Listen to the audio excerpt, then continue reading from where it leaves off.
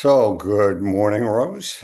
Um, Welcome to my inner sanctum from here in sunny South Florida. How's it going up there in the Bronx in New York City?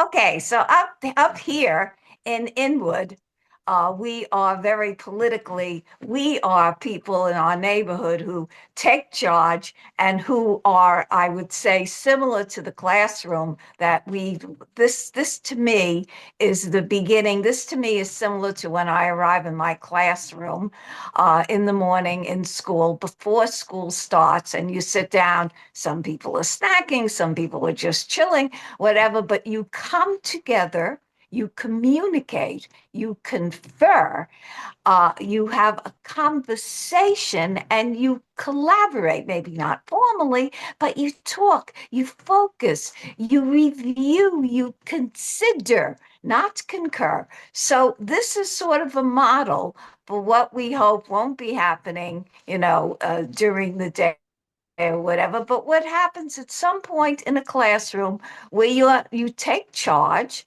but you're not alone. You're with a community, a team, and the team is the teachers, and you're considering, you are collaborating, and the students during the day. So let's begin this conversation on topics that both of us would be, and I actually am sometimes discussing in classrooms with our community, or collaborators, or colleagues, or friends, I would say teachers.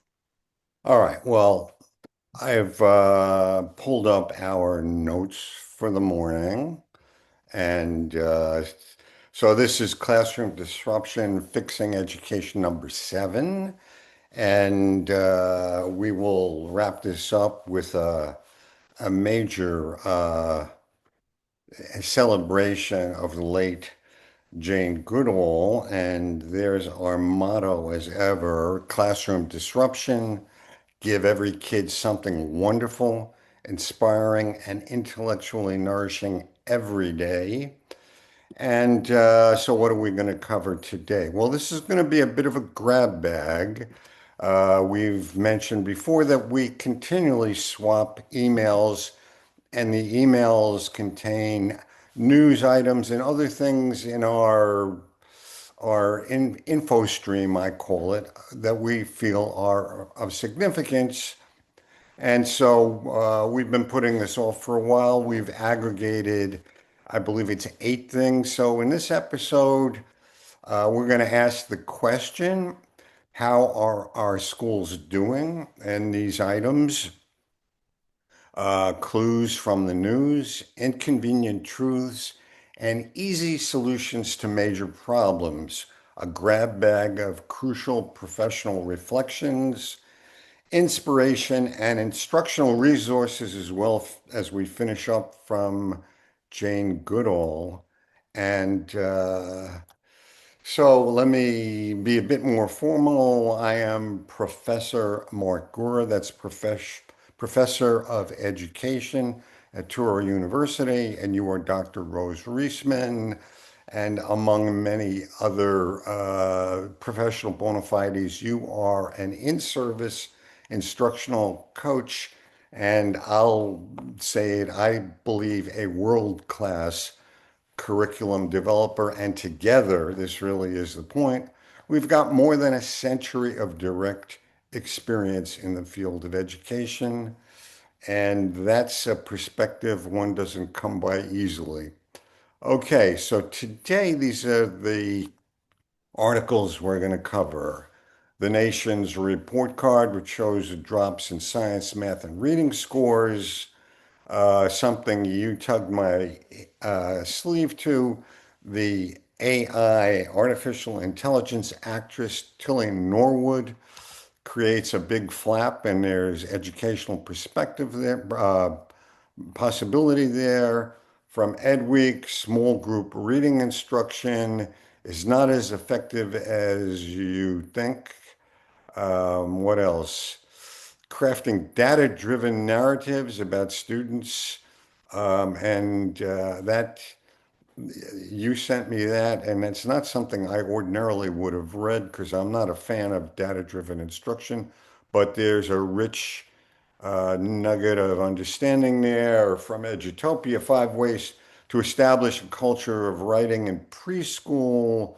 Again, from Edutopia, honoring student voice and choice with something I love, a magazine, class and school magazine. From Edutopia, still, I love, obviously, we both love Edutopia and we've both written for it. Across grade levels, should learning be a lot more playful? We also have something there from the Harvard Graduate School of Ed, and we're going to finish up celebrating the life and educational work of Jane Goodall. I'll stop and take a breath, but I do want to say that uh, our colleagues watching this, please subscribe to the channel. And you know what, Dr. Rose? I think if she were with us, uh, Jane Goodall would subscribe, maybe the chimp as well. Oh, the chimp would have a lot of insights for us because, according to her, and she was right, they were more human in some ways, behaved in a more human and humane way than the humans. All right. Sometimes, yeah. Any rate, this first item, which I chose from a couple of months back, excuse me, and it's the only really serious item we're going to present. So, every couple of years, uh, interesting how I'm going to voice it. Every couple of years, the bad news comes out. And the nation's report card, to any of our colleagues who aren't familiar with it, it comes from an organization called the National Assessment of Educational Progress. Interesting about the word progress. I don't know how much progress we ever make, but that's under the aegis of the Federal Department of Education. And once again, the headline reads their own headline. They're very honest about how we're doing. It shows a drop in science, math, and reading score. And I'll just, for the sake of brevity, I'm going to pick this top one, which everyone who reviews this gravitates towards because it's such a weighty data point. As of the last time this was measured, and the measurement is standardized testing, only 31% of eighth graders performed at or above the proficient level. Less than a third of our eighth graders are proficient in science. By the time 12th grade rolls around, is 22% of 12th graders are proficient in math. And here's well, uh, and on and on and on and on. Roughly, or a little bit less than a third of our eighth graders are proficient in reading. And, one of my grad students in my graduate education course raised his hand and said, Professor Gura, and now these are younger, newer teachers. He pointed out to me, oh, well, my more experienced colleagues say that's because of COVID, because we lost so much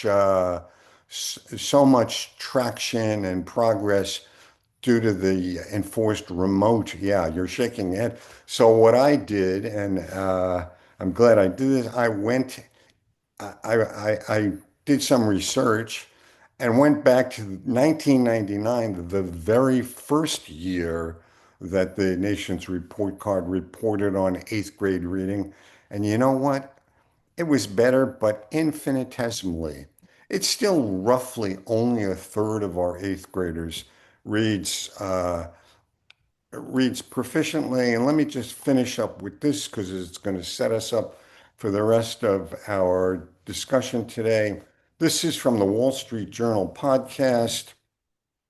One of their analyst writers says the tragedy is we already know what works. Let me just read this. Nearly half the 12th graders in the US test below basic in math. And Harvard professor of economics, Roland Fryer, says it's no mystery how to reverse the trend. What if the failure isn't that we don't know how to teach reading, writing, and arithmetic, that the powers that be refuse to do what works? And that's basically what we say in every one of these podcast rows. We know what to do. And it's kind of what to do is really kind of wonderful and delicious. It's basically engage kids in relevant, inspiring, exciting instruction. But unfortunately, for a whole variety of reasons, we don't do that. Maybe you'd like to jump in and comment. Okay, very quickly. I think that these types of headlines and those, not only you and I with our level of experience, but most teachers, there's a news cycle here. We start things and oh, the test scores plunge and then they might go up a bit and oh, and there's a huge public attention to these test scores. And then there's depression. Well, naturally, if you're working in a system and your whole system gets a bad rating and the depression falls on the teachers for sure, who are the adults, and then on the students too, somewhere it trickles down. And my idea, as is yours, instead of becoming depressed, because this is the result of standardized tests and of our reliance. Standardized tests existed when I went to school in the Yeah. 20th century, but we now have a reliance and a love and it might be market driven, it's public system driven, it's that they have an investment in these standardized tests and scripts. My feeling is, why not look at this as a time to introspect? As Roland Fryer is saying, we know what works. Go back to like teaching things like a whole book, teaching about text to life. We know what to do. And in each field, as our articles cover, there are math teachers going out and doing real life, authentic math, starting businesses, etc. In science, for sure, there are people talking about real science issues like AI and robots as friends and and pet cloning, etc. Let's do some real stuff. Let's go fix up the trees in our neighborhood. Let's do some composting. Let's look at all the skills in it. So instead of let's introspect, let's not look at pessimism, but let's look at the potential. My mother would tell me when there was a problem, you don't get depressed, you get up, you think of three different solutions, you try them out, you get up and you put one, but we're not doing that in this system. So these stories have got to stop becoming the mantra which trickles down to depression. They've got to be the stories that make us invest, introspect, go to the possible, the preferable, the potential. And finally, I have done some data analytics for schools. I'm sure that you have. The idea is when you get to the lowest point, for sure, the next year it's going to go up because you're going to show, in fact, from lower points of these tests, it's going to show tremendous improvement. Think of it that way.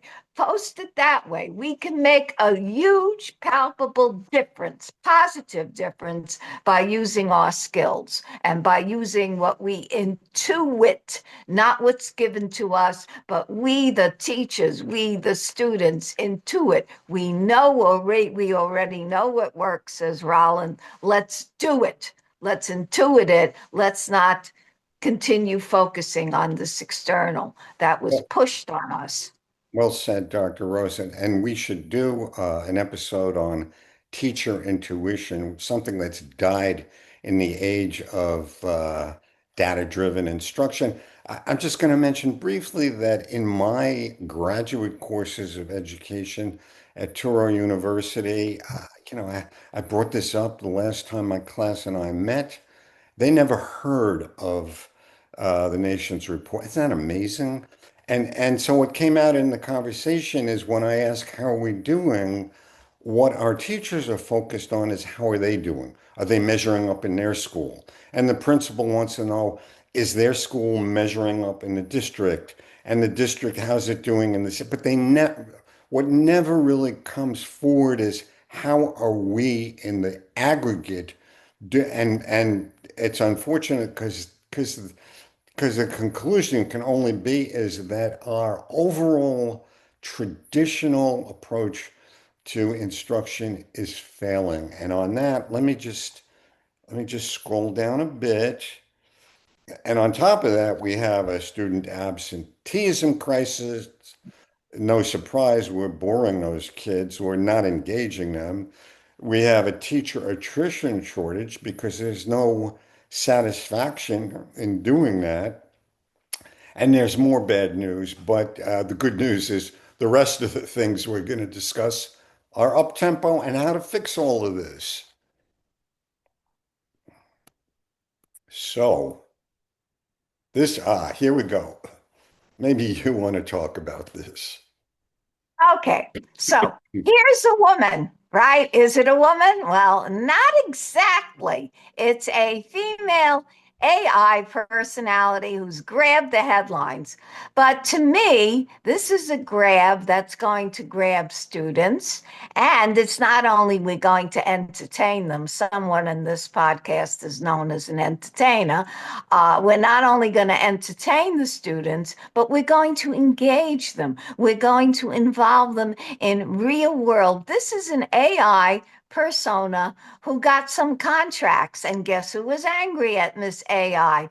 Tilly Norwood. Well, obviously, the live action actors with bills and with residuals that should be coming in, etc. So you might say, okay, cute little tidbit that'll interest the kids for a bit and entertain them. But no, let's think about it. There are some schools that I go to work in as a literacy coach throughout the country, which is why our perspective is important. We've both not only been in New York City, our origin place, we've been throughout the country. I go into these schools and they have a room with an AI tutor.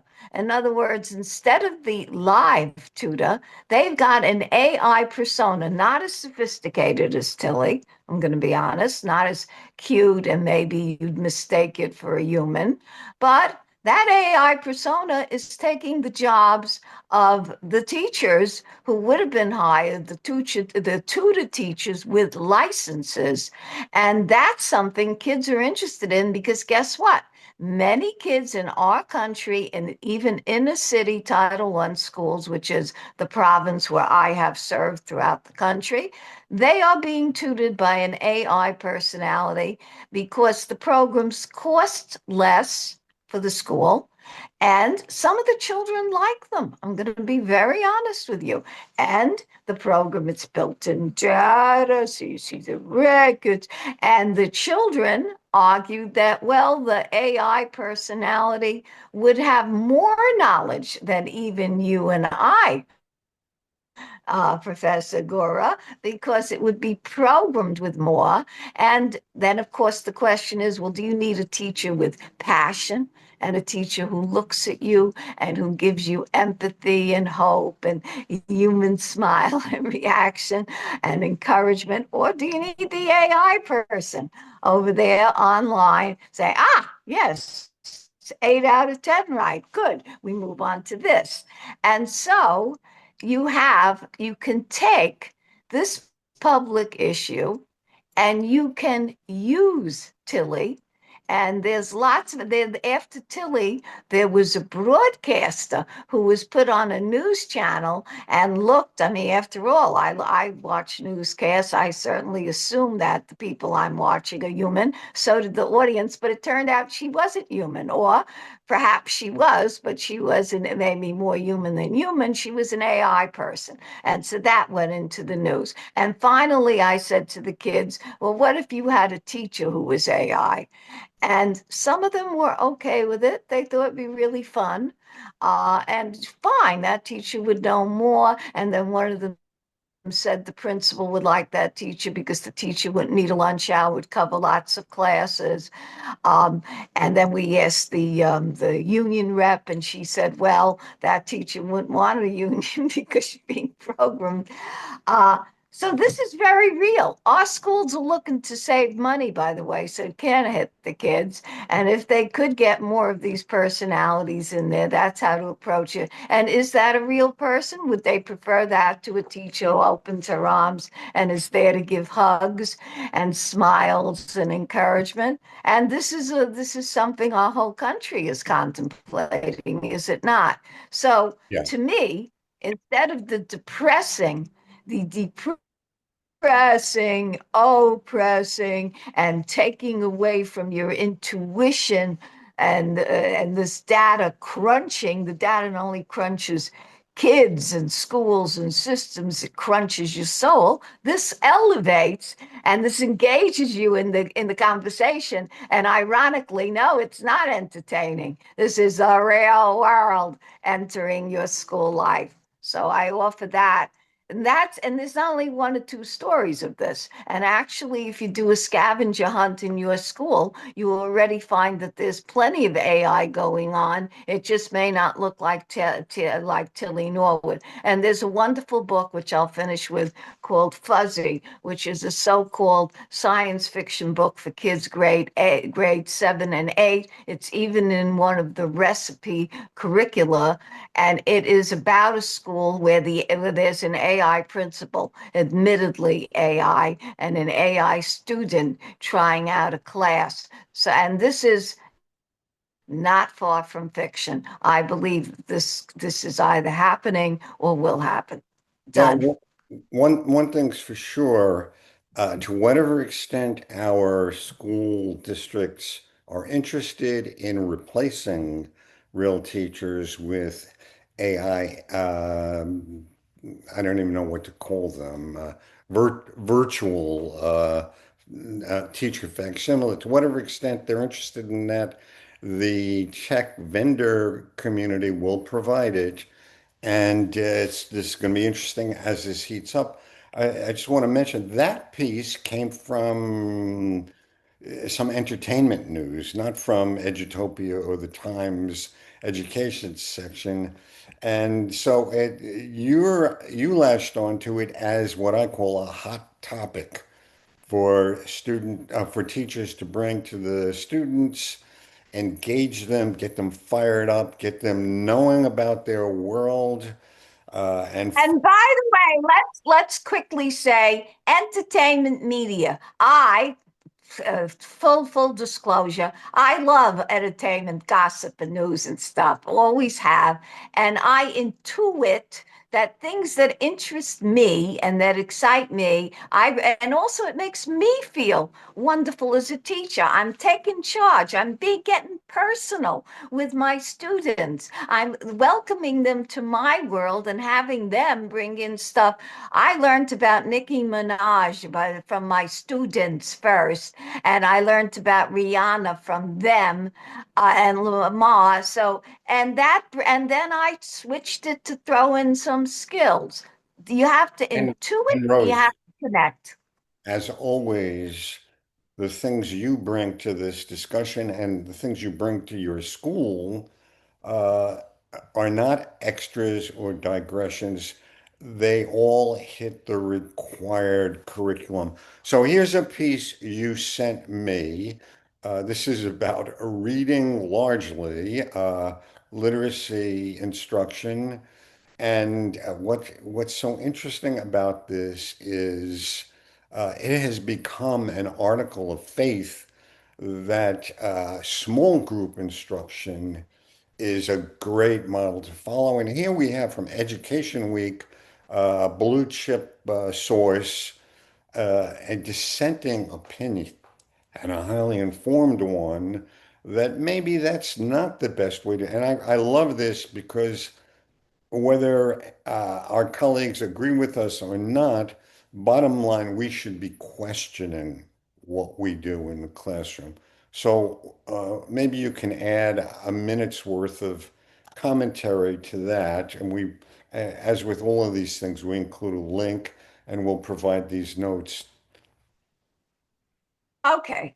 So, one of the things that I think, and I will go very quickly, we are told as teachers, and even in my training, so certainly you can't fault it, that, oh, now you group. In fact, you're being observed. The teachers in your class they're being observed, and it counts more heavily for them because they're newer teachers, whereas a veteran teacher can be observed, and as long as you pass, it's okay, and you don't really care because you're tenured. But a newer teacher can be observed, and if it fails, it can have bad implications. So we are told, in terms of observation, all of us, and now show that you can put them in small groups, small groups. And yeah, there is some wisdom to that because, you work with somebody, you're in a small group with somebody and you can see from the small group, one helps the other, one is a little bit elevated, they're working, they're learning how to collaborate. But that depends. And there's where teaching is not a recipe. Teaching is I look at the students and I see, well, this is what I'm supposed to do, but it really doesn't work well for this student right in front of me who really needs me there to help and push them along. And in this day and age, and this is just me, in this day and age, many of our students need modeling, not meaning that you walk the runway, but meaning that you do a whole class lesson and you explicitly, not implicitly, but you explicitly, you say it, this is what we're looking for. Now, kids, can you find the details? Who can show me that? What is the purpose? How would we know? You walk through it with them. And so, although you're supposed to do small groups, it depends. If your small group can't handle itself on its own, and it doesn't have enough expertise, or you have kids in your class who need you, don't stick to the recipe. Don't stick to that script. Don't stick to what's prescribed. Stick into it. Use your research. Use your kid watching. These are your kids, your classroom. In my apartment or in my courses, I am the expert because I live there. These are my classes, these are my children, these are my colleagues, and I know what's best. And in fact, let me say this. Many times the school gets a wonderful curricula that's research based. All of these curricula have five experts, and you actually recognize their names too. But they're not in your school looking at your population, looking at the things that happened in your neighborhood, kids whose parents perhaps are going to be picked up by ICE and may not be at home when they get there, or kids who've gone through trauma, or kids in a neighborhood where there's been a shooting, or kids who were coming in and they're from shelters. They're not looking at that when they created that curricula somewhere in another state, in another thing. You've got to do it. Construct a classroom disruption is also interrupting and putting on the stove and looking at what's really happening there and putting out fires, not just, oh, I've got to follow this. Yes, there's a little flame over there, but that's not what I'm supposed to be doing now. So that's my take on it. Yeah, it's excellent. And should you do that, and we hope you will, and get questioned on it, be sure to show your supervisor some articles like this because there's plenty to back up your decision. Oh, Okay. and by the way, let's put this in. When you classroom disrupt, you don't have to lose your job over it. You don't even have to get in a fight. If you show articles, if you even take from these meticulous notes that Professor Gura puts together for you, even if you take a stream of articles and they say, well, why didn't you do small group? Well, I was just reading in Ed Week that no, this may not be the approach, or no, that will help you. They won't refute it because that's in an expert. It's already written up. Right. And in my grad class, we use the concept of the practitioner researcher. So, yeah, do a little seat of the pants research and see what works best for you and report on it. Okay, we're going to run through this one quickly. This is from Edutopia. You sent it to me. This is not an item I ordinarily would gravitate towards, Rose, because I'm much more of a fan of honoring experienced teacher intuition than I am of being a slave to data. But there's an interesting and nourishing middle ground, which is what this article talks about, crafting data-driven narratives.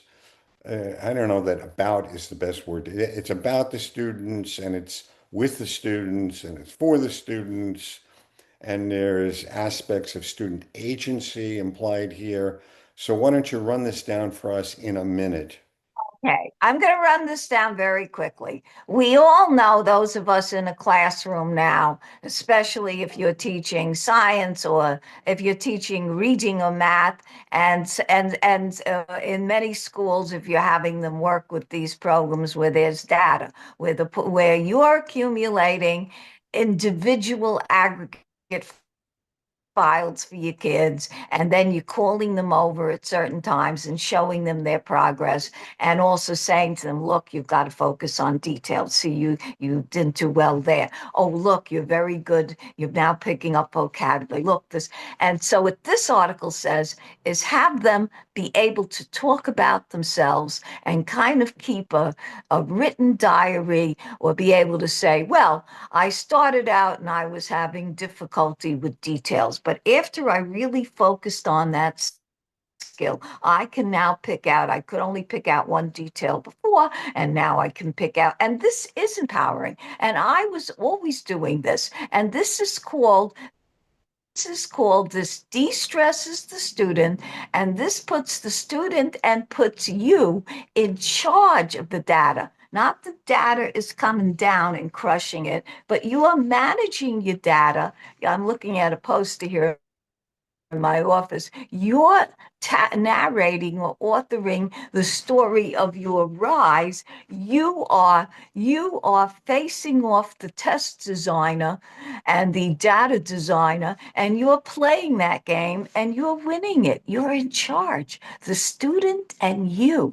And the student feels pride. I've got this mission and I'm dealing with it and I'm writing it and I'm tracking it. And the teacher has empowered the student to understand not just this is your score before and now this is your score. And well, this is our score and we are going to deal with this opponent, which is what they do in football, where they have a playbook, and what I do in teaching standardized tests when I have to de-stress, de-stress, put you in charge, play a opposing game instead of a defensive. So that's why I like it, because there is a reality, Professor Gura, is that right now and tomorrow and the rest of the school year, that is how some kids and teachers, and many in our system, are being judged. So let's give them the tools to take charge, to constructively, to classroom and student disrupt, take charge, coalesce, and create their own story of success. Yeah, you know what I love about this is that this is a simple idea that most teachers aren't, they haven't crossed this threshold. But, UDL, Universal Design for Learning, talks about, I'm paraphrasing, don't teach your students subjects, teach them about their learning and and groom them to become master learners. And that's what this is. They're participating in steering their own learning and they feel empowered, and that's certainly engaging. So, good suggestion for an article. We have the link there. Now this is cool, and I have a comment to make on the other side of this. Establish a culture of writing in preschool. But of course, my comment, Dr. Rose, is going to be about in addition to creating writing learning magic in preschool, why can't we extend this up through all of the grades? So it says here, teachers can create a writing-rich environment that encourages young learners, playful marks, and inventive spelling. And give them some freedom, give them encouragement, and what else, Dr. Rose? Okay, so I and someone else in this podcast have often been praised and critiqued for my playful nature, meaning that despite seeming credentials, I like to play. And I feel I have always felt beyond this type of research, I have intuited that kids learn when they play, which is, of course, research based. But you can create centers. I knew that Professor Gura would say that. You create reading centers, and our wonderful librarian at Ditmas, Amy Mathis, she got bean bags into the library. I might say, oh, there's lovely furniture in the library. And the kids are sitting on the floor in bean bags, and they're in middle school. And you know what? They like that. And that encourages them to write and to read. I have always created centers with characters from books and movies. Hello, Glinda. And I have in these centers often they're surrounded by student art. Let's read. Read leads off to literacy, student collage, student art based on books or reading, and they're surrounded by bookmarks. This can be done in any grade. You put some books there, you get in even a pillow if you don't want to buy a bean bag, bookmarks from the public library, buttons for books with characters, which someone I know collects, but obviously these are available for free, and even T-shirts. This is for middle school, and I did not wear it. It still has, I'm going to give it out as a surprise. It still has its tag in it, but shirts and things. And this makes the kids comfortable. They are playing around. They've got buttons, and you also put some paper there because when the kid is reading, they might want to make an illustration. And paper, and it shouldn't only be this little child in the picture. It should be everybody. And at some point, you say, what would happen if the character did so and so in this book? And well, what would happen if Ben Franklin went to the Congress today and tried to get the government to open up? And yeah, let's play.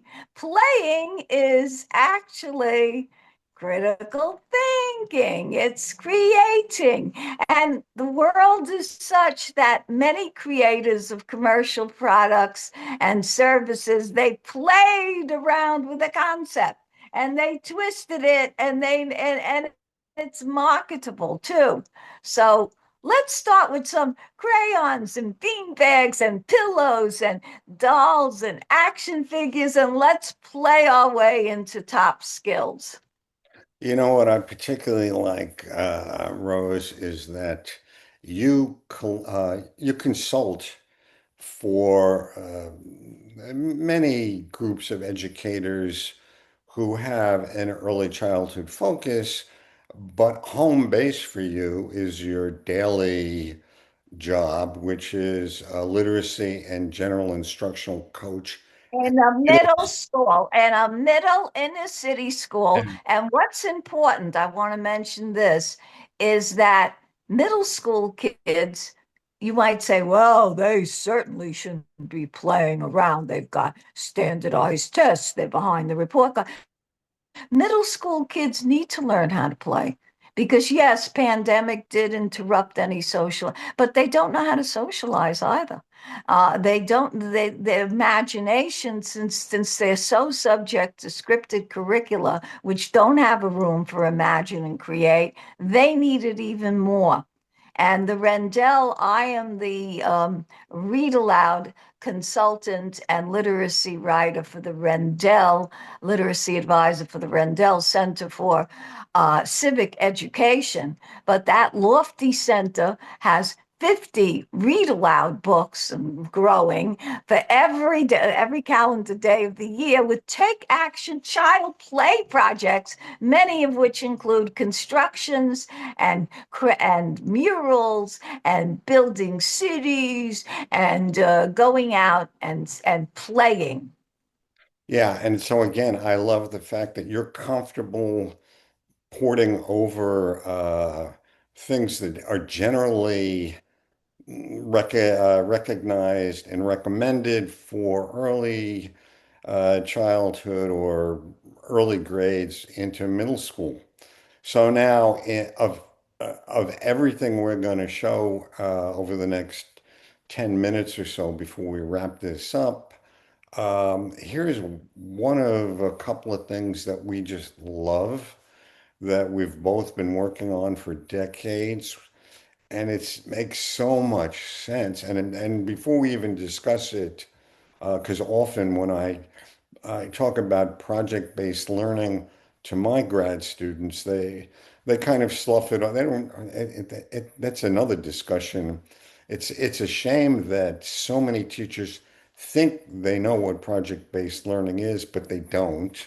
They think it's a regular lesson or unit, and at the end you let the kids draw a poster or something. It's not that.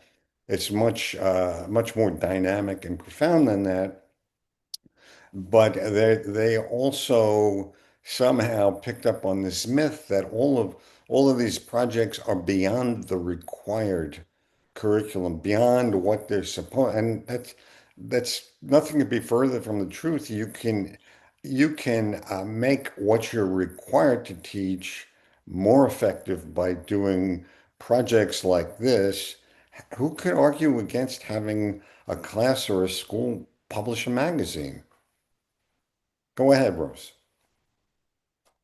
Well, I think that the problem is, and here, teachers, I want to say something. Classroom disruption doesn't mean that you try and destroy the school or you suddenly become some kind of a rebel. It means that you become the press agent. You make explicit to the administration, to your supervisors, and to the kids all the different real world test score increasing, yes, and commercial and possible jobs for the future, skills in publishing a newsletter, a magazine. I'm interested in Nicki Minaj, and there's a student who got me, who explained her, and now I do follow her. But the point is, he had an interest in her. So you might say, oh, well, this is totally off base. How is he going to learn how to write and research? Well, he learned how to write, research, do opinions, survey, create a graphic, select graphics, design an issue, what topics. He learned all of that through make it so that what the students are interested in, whether it's a video game or a delayed video game or whatever, you then fuse and focus their skills and the project that they produce, like a book about how to instill reading, which one of the classes did in my school with Dina Anisi, how to raise readers, real readers, by teaching different skills that reflects all of those skills. But you've got to know that yourself, teacher. You've got to take charge, not be told and concur, but you've got to converse, you've got to communicate what you're doing, and you've got to go out and be the press agent. And in being the press agent and doing press, you're also teaching. There are tons of skills in the world. The person who works for Nicki Minaj, her press agent, is making much more money than teachers, I can tell you. So that's what you have to do.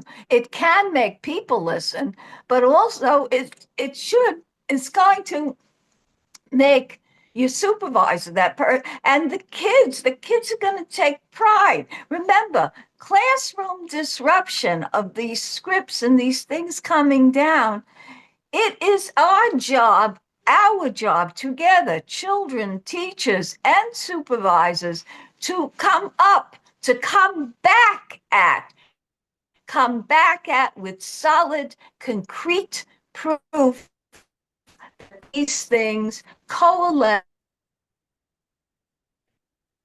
set, concretize, make real all of the different skills and curricula, purpose and themes and topics in a way. And then the kid has something in hand, hopefully, if you can print it out and pay for glossy printing, or online, the ebook, the e-print, and something to share. Another great thing, which you'll mention at the end.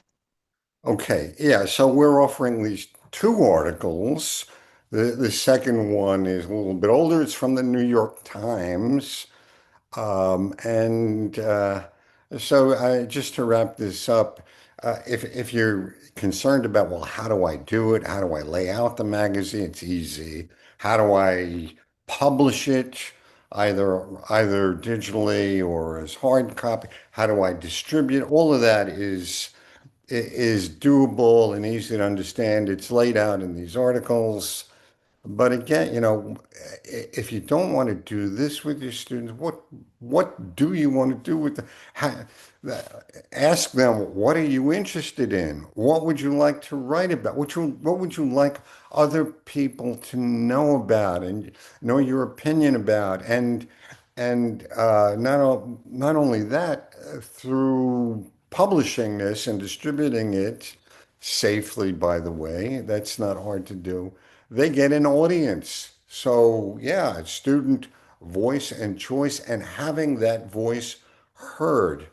This is all good. This is if I were the czar of planet Earth education, I would lean on teachers everywhere to do this with their class. Let's move on.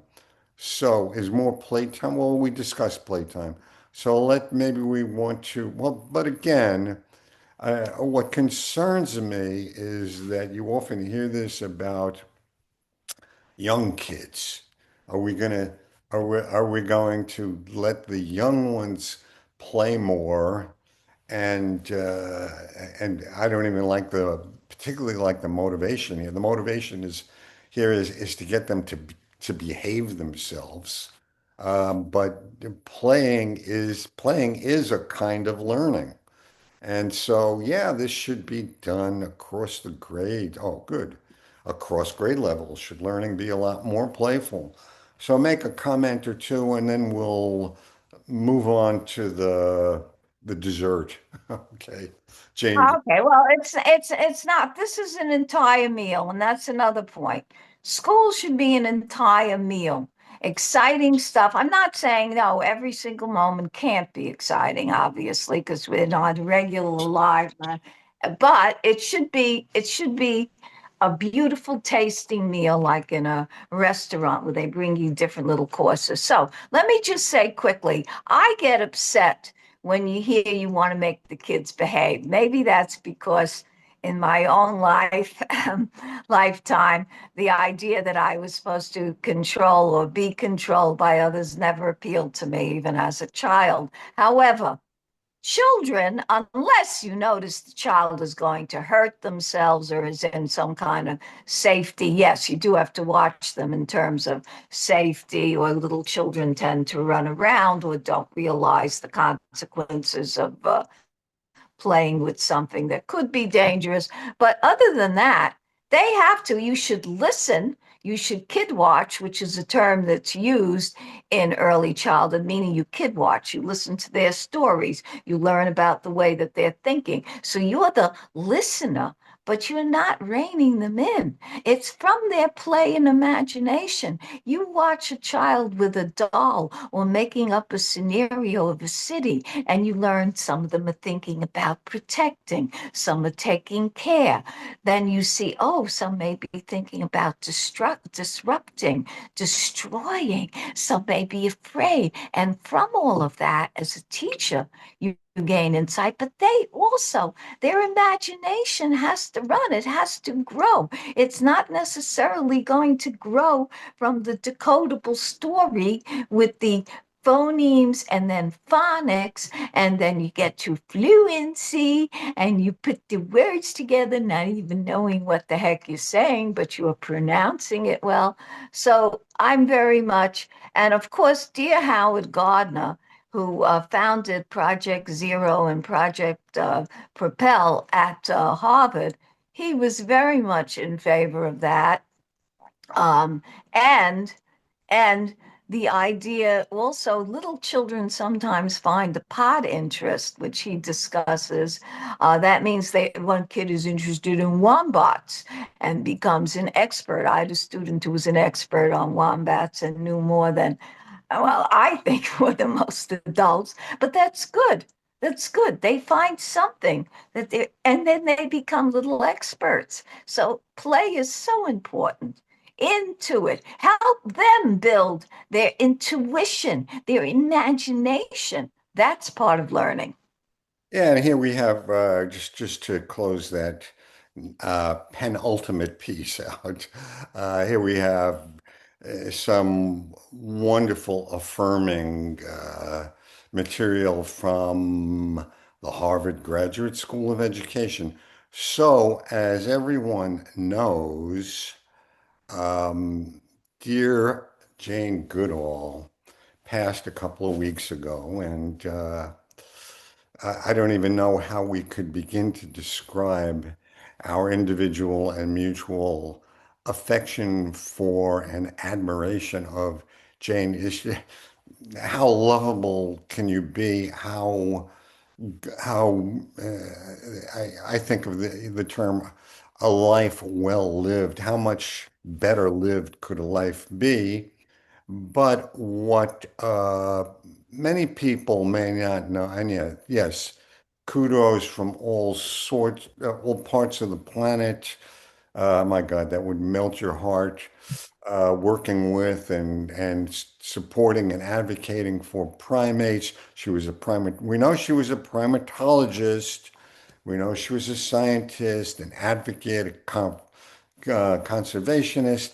Not everyone knows what a powerhouse educator she was. She was quite the educator. By the way, I'm going to recommend this video you and I put together, and it's in this Professor Gura's class channel. Free online programs guaranteed to engage and inspire students. And there's a whole segment in there on what you can get from Jane Goodall's Roots and Shoots. And there have been so many books that she wrote. And if you go to her website, you'll find it, many of them and many books about her. And this is just such a great place to explore the world of the recently passed Jane Goodall for educational goodies. So why don't you spend a minute or two before we say goodbye, Rose?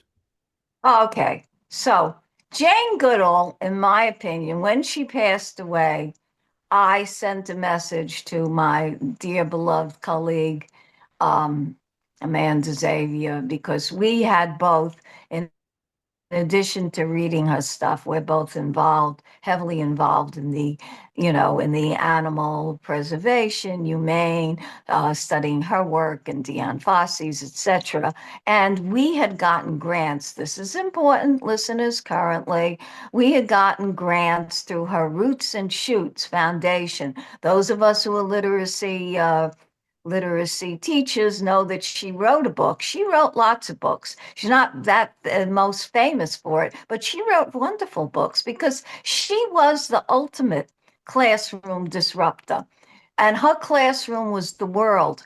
And she, as a child, went up. She didn't care that much for formal school. She was curious. She is passionate. She went up in a tree house, literally climbed and looked and observed carefully and took notes in a journal about animals and their habits. She did not follow the traditional academic path to get a doctorate. She got an action doctorate because she was chosen by a major researcher who recognized that she wasn't the typical graduate student, and he sent her to go live with the chimps, and to experience and to document what she thought the relationships that she disrupted science at that time. She said, no, they're not ferocious. They have relationships. They have tool building skills. They have a community.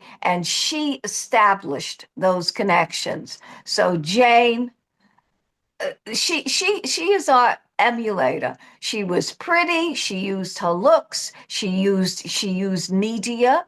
She started these organizations. She went out to the students. She went to various student projects. This organization puts up, they want to, and they put up student projects, and you have a network immediately for your project across the country. This one is for the USA, but she was I think she's in over 70 countries, and somebody can find your project and you can communicate. And we can continue her legacy now. And in fact, if you go online, she has a plan. They now have a plan for every day. And it's not that they're marketing it, they give free training, they give you $250 for just basically writing 3 paragraphs about what you intend to do. And then they give you web space and pictures to share it. So let's all be classroom disruptors because she showed us the way, Jane, and she continues. Her story, in my opinion, continues as hopefully we, the teachers, will come together. And her last book was called Seeds of Hope. So we began this broadcast with pessimism. Oh, the scores have fallen like Chicken Little. The sky is falling. The sky is falling. The scores have fallen. Oh, we teachers. And Jane said, let's take some seeds of hope. There's still time. There's still time. We can make a difference. Let's go out and plant some seeds of hope. Let's go hug a tree. Professor Gura, you've hugged trees. Let's go hug a tree. Let's go rescue our neighborhood garden. Let's go help an animal get adopted. Let's go save an endangered species. Let's conserve. Let's come together. Each of us working together can make a small difference, and together we can plant those seeds of hope, and they will grow and cover us as Jane continues to do so. Somewhere from her treehouse, she's looking and observing and sending us positive vibes. Love it. So yeah, and summing up, and just look at could we possibly find a better context for our kids to learn in? You have the power to build a better world. What difference do you want to make? That's about as good as it's ever going to get. By the way, there's the link to the Roots and And notice it doesn't say you have the power to accrue a higher test score. It is much more important to Touche. build a better world. And in doing so, you grow skills that, yes, they'll achieve the highest score, but you are scoring in saving the world for yourself, for this generation, and for our next. And that's what disruptors do. We come together, we gather, we collaborate, we communicate, we come as a community, and we lift up, we change. We change for the good. So, at some point, maybe over the next month, you and I will do a full episode about not just Jane Goodall, but how you can use her ideas and her materials to, without the hard grunt work, really, a moonshot for your teaching practice and your classroom over the past hour. We've given a handful and a half of seeds of hope. If you've gotten some good ideas here, some inspiration, please subscribe to this channel. And I'll see you back in this virtual space to continue this conversation in a couple of weeks, Rose.